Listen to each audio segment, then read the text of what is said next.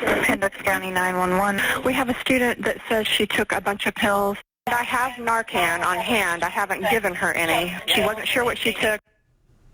What you just heard is a new reality for Indiana schools. For some students, this is the first year their school will stock Narcan, a life-saving medication that can reverse an opioid overdose. WRTV Investigates Kara Kenny found very few schools are actually using Narcan. This despite dozens of emergency runs to schools because of overdoses. When police respond to an emergency, was he using heroin? They have tools to save lives. Naloxone, also known as Narcan, is a life-saving medication that can reverse an overdose caused by heroin, fentanyl, or prescription opioids. Body camera footage from February shows Lawrence police using Narcan on a man who overdosed. You push another thing of Narcan? Minutes later, the man sits up. Oh, hey there. While police and first responders are accustomed to using Narcan, school employees are now on the front lines as well. Hendricks County 911, what's the location and town of your emergency? Avon High School. We have a student that says she took a bunch of pills. She's not sure what she took. Is she awake? She's awake and answering questions. She had the pills in a leaf bottle. And I have Narcan on hand. I haven't given her any. Is she breathing normally? It's kind of rapid. Trouble breathing can be a sign of an overdose. The 911 operator tells her to go ahead and give the Narcan. Hold the tip of the nozzle in either nostril so your fingers touch the bottom of her nose. Okay. I'm going to give you something up your nose, okay? It's a little nasal spray.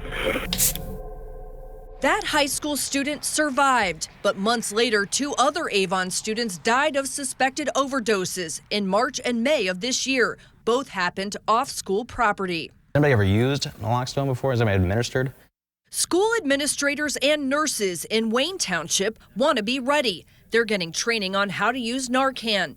This is the first year Wayne Township will stock the medication in its buildings. Why make that decision? We have seen an increase in the number of potential overdoses that have occurred on campus or around various properties. We felt it was important for us to make sure that we had the tools and the resources available for our staff to be able to react. Records obtained by WRTV Investigates show within the last year and a half, emergency personnel have been dispatched to schools in Marion County 109 times for suspected overdoses. WRTV Investigates surveyed 24 school districts, and all of them told us they are stocking Narcan. Many have been for years. For districts like Martinsville, Monroe County, and Wayne Township, having Narcan around is a new thing. Some might say, what took so long? We were in process of getting ready to begin the trainings and to be able to implement this. COVID, without a doubt, that 3-year period of time slowed everything down. Is there any downside? You know, there was a downside before when you talk about cost and you talk about liability and all of those things, but we have come so far in the last several years that none of those exist anymore. Overdose Lifeline has distributed 900 Narcan kits to schools free of charge over the last year.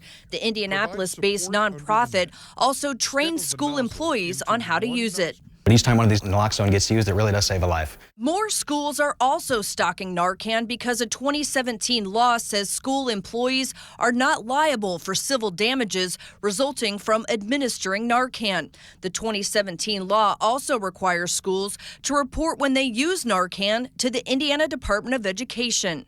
WRTV Investigates obtained those numbers, and we found very few schools reported actually using Narcan.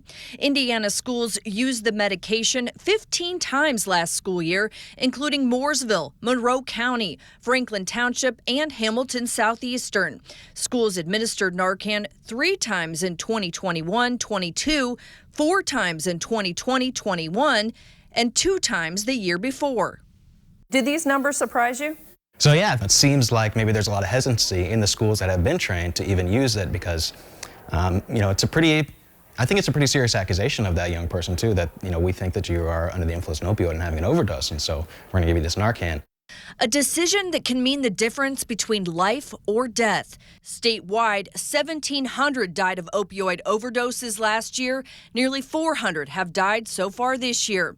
When it comes to students, many overdoses are happening at homes. Another reason why so few schools are reporting using Narcan.